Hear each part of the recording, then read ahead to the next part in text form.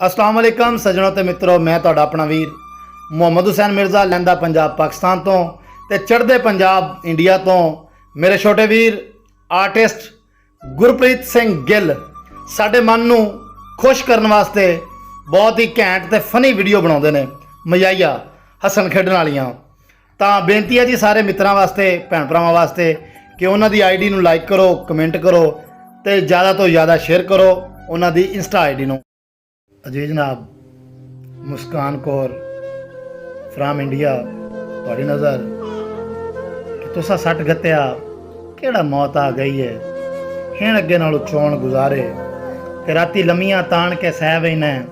कदे गिने नहीं फलक तू तारे। ते तुसा समझिया मुस्कान दी नहीं निभनी आ मंगसी सजन सहारे, और बंदे सट भी गतन ता बंदियां दे चा लैंदा रब साईं भारे।